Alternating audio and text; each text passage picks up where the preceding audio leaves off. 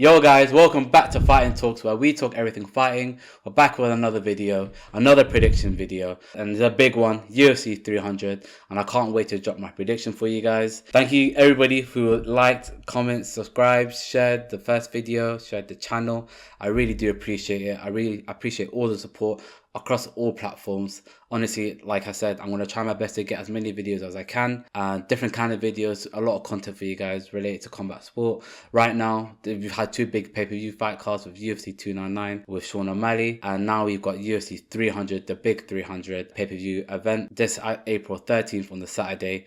And honestly, I can't wait for this fight card. This fight card is going to be absolutely massive. So please let me know down below in the comments what your predictions are going to be, or who you think is going to win, how much you rate this actual fight card.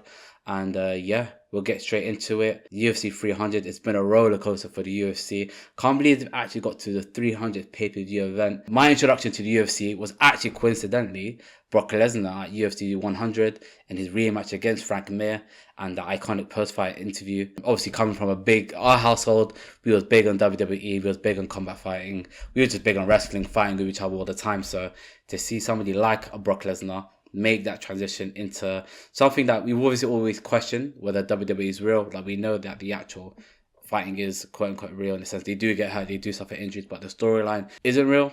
And now you see these guys really fighting for life, and you see somebody like a Brock Lesnar make that transition and actually win a UFC World Heavyweight Championship belt. It's actually insane to actually think that something like this is real.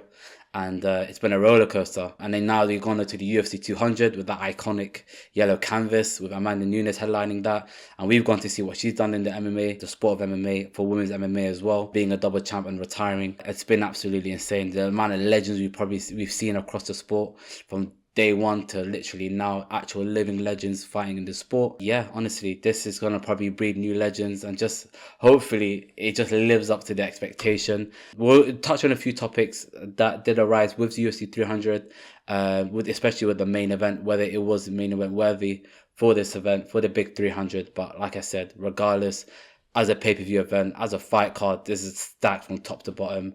I think Dana White smashed it. I feel like the UFC smashed it. Yeah, we'll get straight into it. Fun fact for this fight card, there are actually 12 current, former, interim champions. And I'm just looking at this fight card and it's absolutely stacked. Starting from bottom to top in terms of champions that we've had, that we currently do have. We've got Cody Garbrandt, Deiveson Figueiredo, Jessica Andrade, Holm, Aljamin, Yuri Procházka, Charles Olivera, Max Holloway, Justin Gaethje, Zhang, Weli, Jamahal, and finally Alex Pereira. So honestly, we've got real champions, we've got real dogs on this. It's gonna be proper, man. I can't wait for this fight card. So we'll start with Deiveson Figueiredo versus Cody Garbrandt for the first. Can't believe this is actually opening this fight card, this entire fight card, which is absolutely insane. It's gonna be a fight. Honestly, it's gonna be who will land first. Both guys obviously great at striking. I want to keep the fight on the feet. Honestly, I feel like Deiveson Figueiredo will definitely be edging in this fight. Obviously, there's questions about Cody Garbrandt, his chin, his durability. Although he's had a couple wins now under his belt, so will he be able to shut down the hype of Deiveson Figueiredo? You know, spoil his bantamweight run. We obviously seen Figueiredo against Rob Font in the bantamweight division. We've seen how well he's performed at this weight class. We obviously know that he was massive for the flyweight. So it's nice to see this matchup happen. It's going to be a lot of power thrown, a lot of heat thrown, but I feel like in a war of attrition, to see who actually lands and who actually lands that clean shot first between the two, I edge it to Deiveson Figueiredo. And if I was to make a pick for this fight, it hurts me to say because I'm a big Cody Garbrandt fan, but I think Deiveson Figueiredo definitely takes this one for me, and I'm gonna go with Figgy KO TKO finish. I don't see this going 3 rounds. There's no way. These guys throw way too much heat. I just don't see it. Deiveson Figueiredo by TKO or KO. And then we move on to the next fight, which is Bobby Green versus Jim Miller. Fight between the OGs, the lightweight division, real OGs fighting. And Jim Miller, fun fact, has been on UFC 100, UFC 200, and the fans called for it, the pundits called for it, Jim Miller called for it. He's on UFC 300, and he's got his fight, he's got his wish. and making literally, can he make it a trifecta? You know, he's got the most wins in the UFC, he's got the most fights in the UFC. It'll be sick to see him actually complete the trifecta before he sails into the sunset. He's definitely close to retiring now. But yeah, Bobby Green is coming off of a loss against Jalin Turner, a bad one to be fair. Will he bounce back? I'm not entirely sure. If I had to make my bet for this fight, I would definitely go Jim Miller, decision win. He'll get the UFC 100 win, UFC 200 win, and he definitely will get the UFC 300 win. That's just my bet. That's my pick, and I'd love to see it happen. Let him get all three, get that trifecta of wins across the big Centurion fight cards. And then we move on to the next fight card between Jessica Andrade versus Marina Rodriguez. First women fight of the night. And yeah, this one's an interesting one between Andrade and Marina Rodriguez. Ultimately, Andrade had a fight of the night performance against Mackenzie Dern where she won by KO, but she was on a 3-fight losing streak against top contenders in the strawweight division. So it's interesting to see how she fares against somebody like Marina Rodriguez. They fought similar caliber opponents. Obviously, they've got a common opponent with Xiaonan, who's obviously fighting for the belt on this fight card. If I had to edge it, if it stays on the feet and Marina Rodriguez keeps it very technical, keeps the kickboxing, uses her distance between her and Andrade and really just looks for that decision win, I think she'll cruise to a win in comparison to Andrade, who's looking just to throw heat. And if she catches her, it could be a long night. We've seen Andrade obviously knock out girls before. Can she do it against Marina Rodriguez? I don't think so. And I'm edging towards a Marina Rodriguez decision win. That's my pick. I think she will be too technical for Andrade for this fight. And it'll be another win for her. Then we move on to the last fight of the early prelims, which is between Jalin Turner and Renato Moicano. This fight is going to be quite interesting. Grappler versus striker matchup. We've seen Jalin Turner. He's good on his feet. He's caused serious damage to some guys. Especially the one that pops into mind is that Dan Hooker fight. Even though he lost split decision, it could have gone either way, obviously being a split. It's a big fight for Jalin Turner. Renato Moicano is going to be a good level caliber fighter for him to fight against.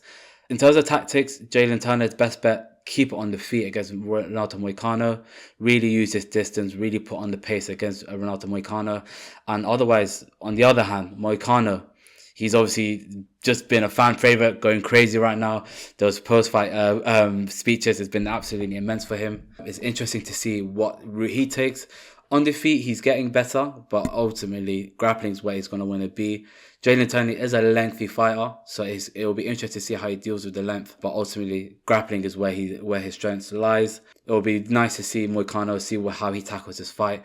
If I had to go one way, I think I'd go for a Moicano submission. I think Moicano definitely gets his way. I like the way he fought against Drew Dober, who's a really good, solid lightweight to fight against. So if I had to pick for this fight, it would be Moicano by submission, and that would be the end of the early prelims. But the fact that we've got this for an early prelim is insane. And we move on to the actual prelims itself, and then the first fight of the night is Sodiq Yusuff versus Diego Lopes. This will be a really good stand-up striking fight between these two. If I had to go for one way, I think I'd pick Sodiq Yusuff by decision. I think he's just a bit too technical. I think he's a lot cleaner of a striker. Really good on the feet. I think both fighters are good on the feet. Diego Lopes obviously being a fan favourite of the Evaloya fight when he came on the short notice fight as a debut. And he's won 2 back-to-back fights since then. So it'll be nice to see where he can test his strengths and see if he can break into that top 15 against somebody like Sodiq Yusuff, who's, tried and tested. Sodiq Yusuff obviously has come out short against the top guys, the top contenders in that featherweight division. But I think with a fight like this, I feel like Sodiq Yusuff should win and should continue to cement himself as one of the top contenders in the featherweight division. So I'm going to go for a Sodiq Yusuff win by decision. And the next fight, which is an interesting fight, a big fight, a debut fight for Kayla Harrison against somebody like Holly Holm. And I guess the main question that I have for this fight is, will Kayla Harrison dominate in the UFC? And what I mean by that is that we're expecting big things from this 2-time Olympic gold medalist in judo from Kayla Harrison. But she could really struggle in the UFC, and here's why. If you go back to her actual fights, her previous fights, when we've seen from her PFL debut, she's fought at lightweight. She's fought at 155 pounds. And to make things crazier, even when she was competing at judo and at the world championship levels, she was competing at 78 kilos, which is basically 170 pounds. She's making her debut at 135 pounds. That is a 40-pound difference from her judo days. And then there's also a 20-pound difference from basically her last fights in PFL, where she's fighting at 155 pounds. Her most recent fight was basically a catchweight fight at 150 pounds. And that's going to be her biggest issue, and that could potentially affect her dominating in the UFC is that weight cut. It's a brutal weight cut, going from 170 pounds effectively all the way down to 135 pounds. We know she's a tank, but how will this weight cut affect her? I guess it's tough for any athlete to do at any level, really, to be making that kind of a weight cut. And additionally, it would have been nice for her to compete at featherweight, but since Amanda Nunes didn't really have any good competition, unfortunately, at featherweight, that basically effectively went away when she retired. So there isn't a featherweight division. It would have probably been better for Kayla Harrison to be fighting at featherweight, which would have been closer to her natural weight. It would have been another £5 difference from her PFL fights. But ultimately, that is a big weight cut. And she signed the dotted line, so she's a true professional. And if we focus on skill for skill, pound for pound, Kayla Harrison should get the job done. She's got the grappling prowess to take down Holly Holmes, really make do of what she wants if she really just implies her will on Holly Holm. I feel like Holly Holm is slowly getting towards the end of her career. And Kayla Harrison, she's 16-1. She's been dominating the PFL. This is a really good step up for her in the UFC to really test herself against the elite of the elite women in the MMA scene. I think Kayla Harrison wins this. I think she wins by submission. I think she does a really good job. But ultimately, the grappling of Kayla Harrison, I believe, will just be too much for Holm. But going for a big debut win for Kayla Harrison by submission, I guess the big question is, will the weight cut affect Kayla Harrison's performance? And will this weight cut just be too big for her? And will it affect her run in the UFC at performing at the highest level for her? So I'm going to go for Kayla Harrison, submission win on her debut, get a big win based on skill. And hopefully if she does make the weight, then I think she'll be all right. But that's what I think for that fight. Then we move on to the next fight, which is Calvin Kattar versus Aljamain Sterling. Aljamain Sterling finally making that move up to featherweight. Not in the circumstances that he probably would have liked. Obviously, he was tying at a double champ status against somebody like Volkanovski, who ultimately doesn't have his belt since he lost against Topuria. So both fighters don't have their belts anymore. So he's looking to make a splash in that featherweight division. And he's having that debut against somebody, a top contender in Calvin Kattar. And I think it'll be a really good test for Aljamain Sterling to see where he's at with that featherweight division and how he stacks in terms of stature. We know he's a big bantamweight, so I don't think size will be an issue. When we just talk in terms of skill between the two fighters, if the fight stays on the feet, I see it favouring Calvin Kattar for the 3 rounds. Just we know how much of a good boxer Calvin Kattar is, and we know how durable he is.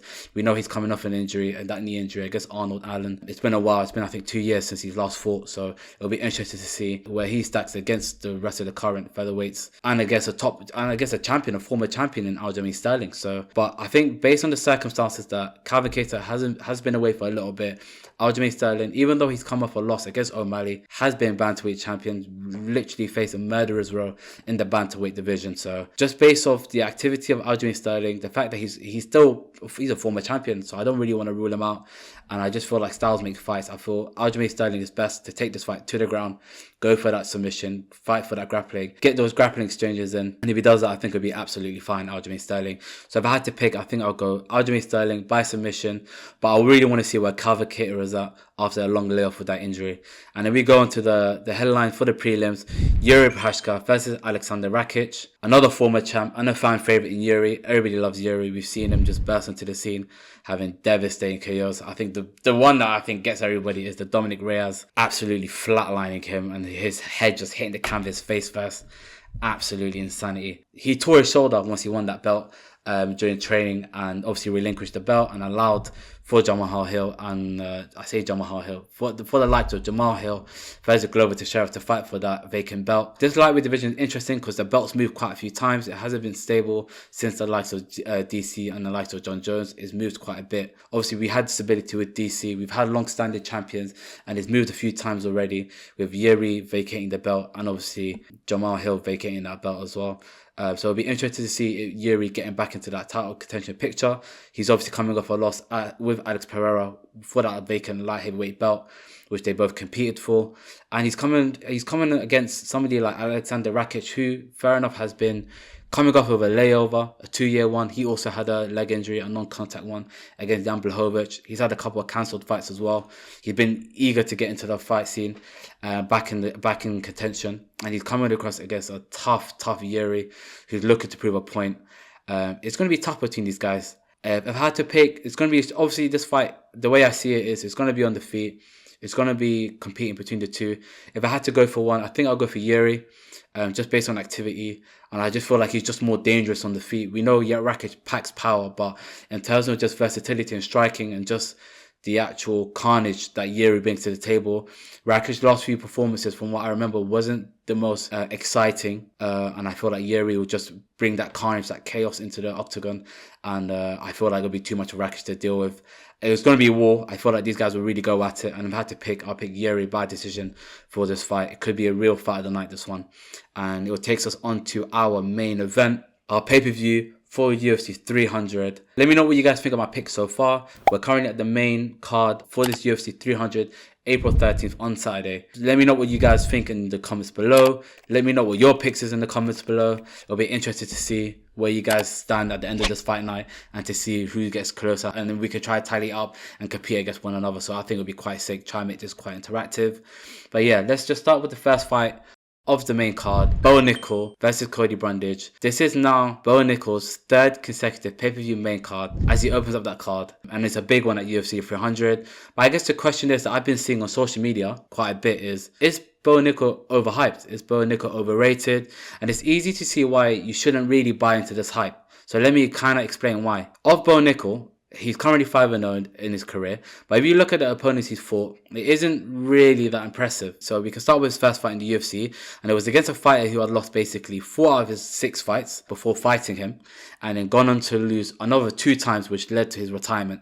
So fans are already questioning whether he's even fighting a good caliber opponents, fighting 50-50 fighters. And then going into his next fight, he fought on, fair enough, on 5 days notice, which has nothing to do with him. It's not his fault.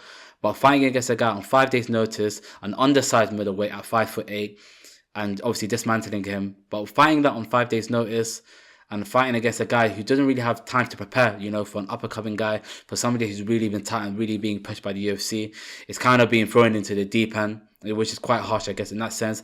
And his next fight against Cody Brudage is somebody who's currently 4-4 in the UFC. So if we're looking at the kind of level of fighters that Bo Nickal is fighting, it's not really the best. And obviously, we know how the UFC is. We know the UFC PR machine. We know that they want to build up fighters slowly but surely. We've seen it with Arma. We've seen it with other fighters. But is the hype justified or is it overhyped? You guys let me know what you think. It can't be denied that Bo Nickal is a 3-time NCAA national champion. He's got the wrestling prowess. A lot of fighters have argued that wrestling is the best space in MMA. So we can't really knock the development of Bo Nickal. He's got a high ceiling, it seems. His striking not too bad for something that just started in this MMA career.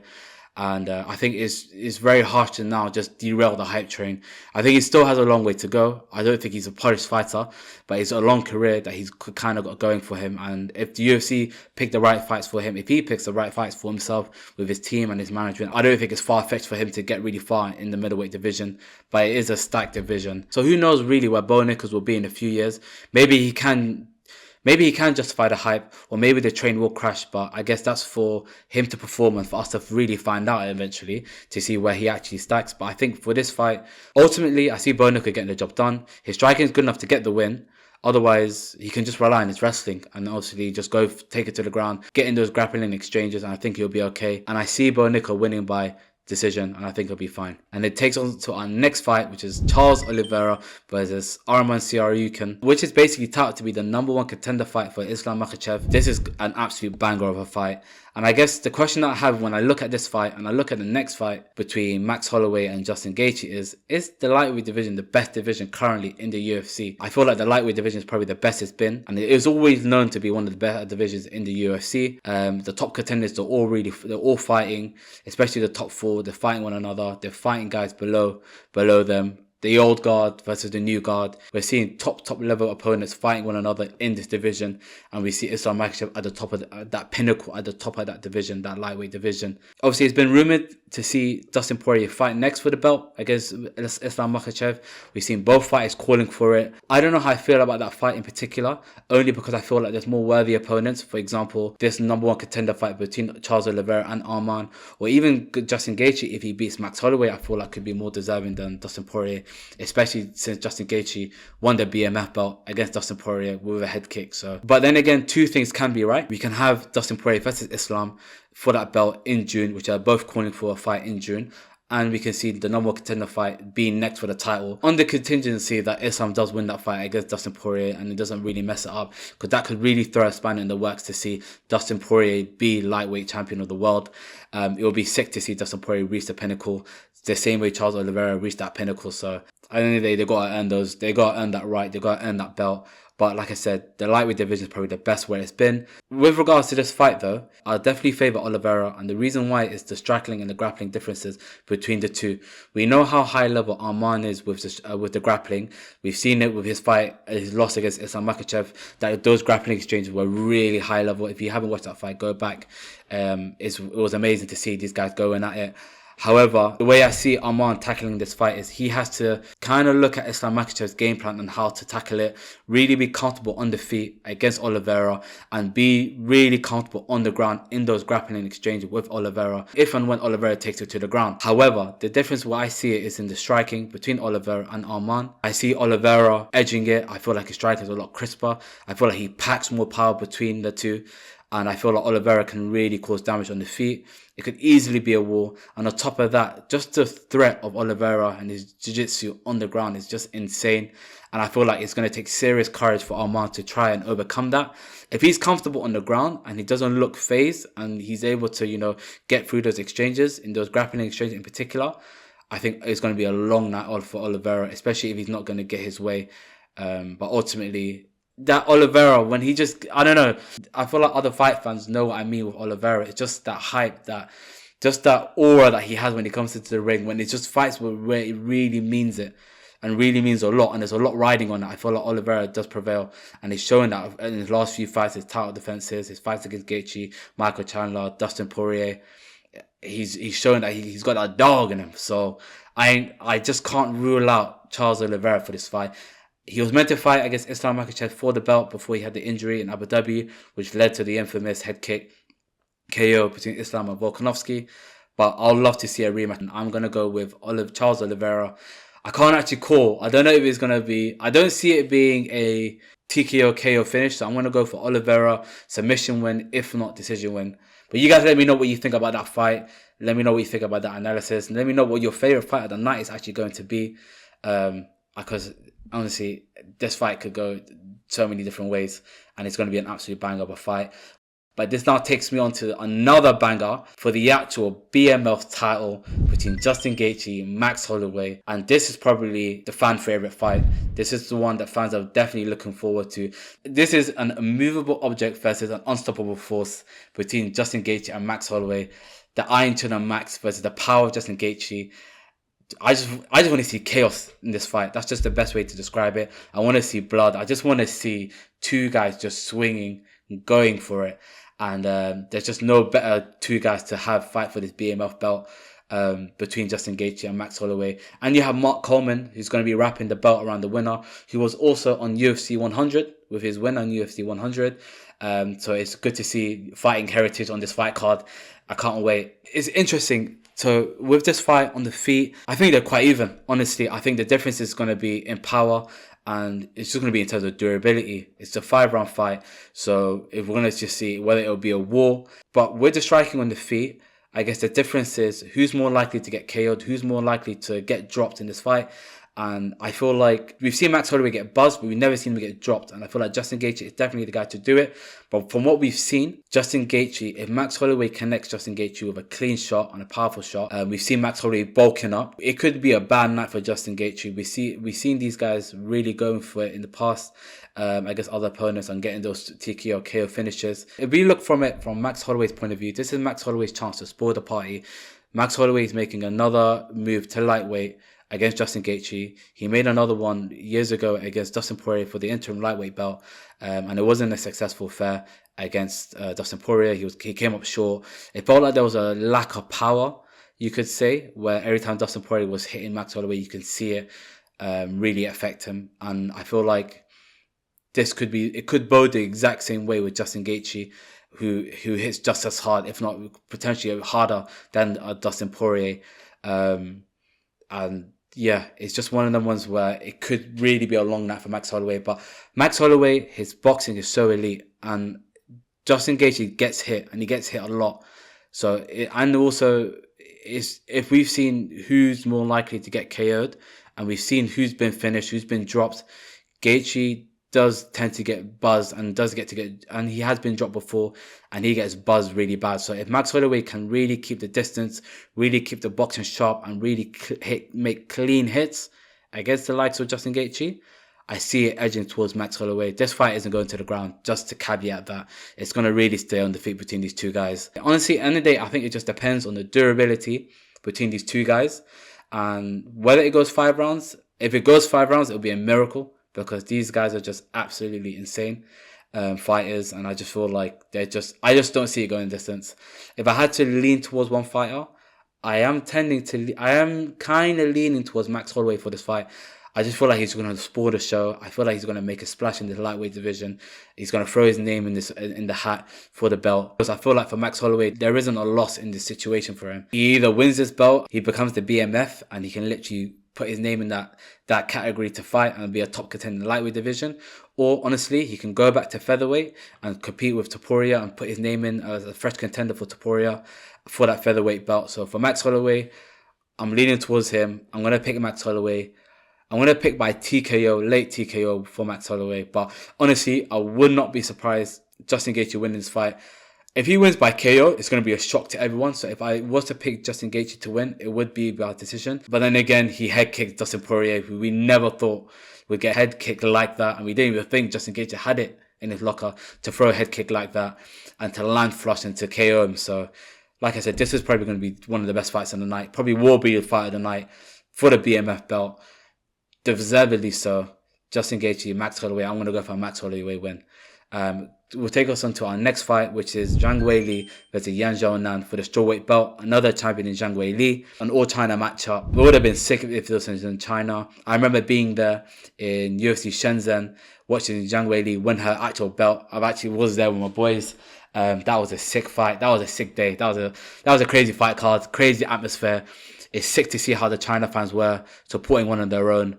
The arena just literally through the roof. Just the noise was insane. It would have been sick to see this fight back home in China, but unfortunately it's not meant to be. We've got it here in Vegas. We've got it in UFC 300. If I had to break down this fight, I just think Zhang Weli is just a level above Xiaonan. Not to say that there can't be an upset for the fight. Anything can happen in the octagon. You can't rule anything out. But if I'm just looking at previous fights between the two fighters, commonality in opponents and how they dealt with it, in particular, in commonality between these two fighters is Kayla Esparza. Kayla Esparza pretty much dominated Xiaonan and got her way with it in the grappling exchanges. And we saw what Zhang Weli did to Kayla Esparza. So it's kind of interesting to see how Xiaonan kind of deals with the puzzle of Zhang Weli, how she can see to avoid getting in those exchanges and being able to dominate herself and to get success. You can't rule her out. She's a high level striker, high level opponent, really good. We've seen her in the last fight get that KO win against Andrade, but she's a decision fighter. She won all of her fights by decision. So I don't see her winning by a finish, Yan. So if she was to win, it would be by decision. So if I had to pick somebody to win, it will be Zhang Weli, and I feel like it will be Zhang Weli by submission. I just don't see Yan winning against Zhang Weli, and I feel like I want to see Zhang Weli move up and get that double champ status. I feel like she deserves it. I feel like she will be able to compete with the girls at flyweight, and it'll be sick to see as well, be getting double champ status. So I'm going to go for a Zhang Weli submission win. I know that one was quite brief, but just the way I look at that fight, I just don't see it going any other way. I just think Zhang Weli is just levels above Yan. But I think it will be a good fight regardless. And I think it'll be sick to see Zhang Weli move up a weight class and get another defense under her belt. And now we're on the final fight card of the evening, the main event for UFC 300. I think it's an absolute banger of a fight. To an extent, it could be argued that I saved the fight card to an extent. I feel like the fight card was amazing regardless. And I feel like this just was a cherry on top of the cake. This was an absolutely amazing addition to have. Alex Pereira versus Jamahal Hill for the light heavyweight belt. Some people argue that this was the fight that saved the card. I guess the question that I have for this main event and for the UFC 300, but just for the UFC in general is Alex Pereira the UFC's biggest star?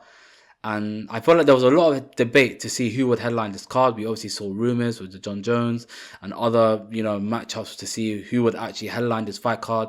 Obviously, Leon Edwards name was thrown in the hat. We saw rumors of Khabib, but that got shut down. We just saw a bunch of stuff that was flying around to see who would headline UFC 300. But the fact that Alex Pereira has stepped in to headline UFC 300 shows how big of a star he really is in the UFC. And for me, it just highlights how much of an exciting fighter and how much respect the UFC has for him to really take this fight card. We know that he wanted to fight at UFC 301, and there's still a possibility for him to fight 301 if he does come away from this fight card clean, healthy. But against Jamahal Hill, who is a dangerous, dangerous opponent, it will be a tough ask to see if he can come away unscathed. But this is the reason why I feel like Alex Pereira is the UFC's biggest star, and he did save UFC 300, and here's why. He's a star, I feel like with his stoic nature, his fun fighting style, his ferocious fighting style, he's just been on an absolute rocket ship to the top, and I feel like has instantly become a fan favorite. We've seen with the online video, we've seen the viral videos, the way everybody gets around him. It's just the aura that Alex Pereira seems to carry for a man that doesn't even say anything or barely says any words is absolutely insane. With his fighting style, it's always going to be a fan favorite. So since his time in the UFC, he's been an absolute machine. He's had 7 fights in the UFC, and in the last 4 fights, he's had 3 UFC title fights, and he's won 2 UFC belts. In the middleweight division against Israel Adesanya, and he won the light heavyweight belt against Yuri Procházka. And he's done that in 7 UFC fights, which is absolutely insane, absolutely unheard of. And it just comes to show that he's just an absolute machine. He's got an amazing fighting style, a fun fighting style for the fans to see, and he delivers. He's won belts, albeit he's had the feud with Adesanya, which gave him a bit of a boost, and the storyline kind of wrote it for himself. But ultimately, Alex Pereira had to deliver, and he did deliver. And since then, he's just been on a rocket ship to the top. And making that move to light heavyweight was a no-brainer for that, especially again, another opportunity presented itself for him to tackle it against Yuri Procházka, and like I said, he has to be able to deliver, which he has done so against Yuri Procházka, and he's won that belt as well. So, like I said, Alex Pereira doesn't disappoint. The fighting style says it all. He's going there for the finish. He's able to literally knock out his opponent flush, and I think it's rightly deserved. The notoriety, the fame, the love that he's been getting is fully deserved, and I feel like the UFC really does have a big star on their hands with Alex Pereira. The fact that he can do all of this in 7 UFC fights, win 2 UFC world belts, is absolutely insane. And I feel like the UFC should continue to just push behind him and rally behind him the same way the fans are rallying behind him. But he's got a tough fight against Jamahal Hill, who did win the light heavyweight belt against his training partner, basically a coach right now, in Glover Teixeira, in an absolute war. But he did tear his Achilles tendon, which caused him to vacate that light heavyweight belt, which allowed Alex Pereira to win it. If I had to just put the fight in perspective in terms of fight tactics, if this becomes a kickboxing fight, Alex Pereira I think wins comfortably, and I feel like he'll win in a devastating way against Jamahal Hill. I just don't see Jamahal Hill being of the level against somebody like Alex Pereira. However, Jamahal Hill does have the power. We've seen Adesanya KO Alex Pereira at middleweight, so for somebody like Jamahal Hill if he catches him flush as well, it could be a bad night for Alex Pereira. So it's not to completely rule out Jamahal Hill being able to win on the feet, but I think Jamahal Hill's best bet is to really mix it up, really treat it like an MMA fight, make him really tired, really grind it out against Alex Pereira. We know that Alex Pereira's ground game isn't really the best, so he should really look to capitalize on that, mix it all up, and then really go for it in the striking department. But if this just becomes a kickboxing fight, I just don't see it boding well for Jamahal Hill. And I feel like Jamahal Hill's got the ego, and I just feel like he's got the confidence. He should believe in himself to really outstrike somebody like Alex Pereira. But this is a fight to fight smart, don't fight dumb. But within this fight card in particular, I'm going to go for Alex Pereira beats Jamahal Hill in a decision win at UFC 300 to retain the light heavyweight belt. And those are my picks. Let me know what you guys think in the comments below. Let me know what your picks are. Let me know what you guys think of the UFC fight card. Let me know what you guys' thoughts are on this video. I really appreciate all the support. It's going to be a banger. UFC 300, it's going to be elite. I don't think it will disappoint. Yeah, it's just the UFC have really hit the nail on the head with this fight card. If it wasn't UFC 300 and it was another number, we'll be raving about it just as much. UFC 300, I feel like they delivered. I feel like fans should really appreciate this. The casuals, the fans, the fighters, the pundits, they know that UFC 300 is going to be a banger. And I feel like the fights that they've got, the champions that they've got, the contenders that they've got, it's not going to disappoint. So you guys better just tune in, lock in from fight 1 all the way to the end. UFC 300, don't miss it. I won't be missing it. Guys, don't forget to like, comment, subscribe. I appreciate all the support, like I said, across all social media platforms. Like I said, this is Fighting Talks, where we talk everything fighting. I appreciate the support. I appreciate the view. Take care. Love.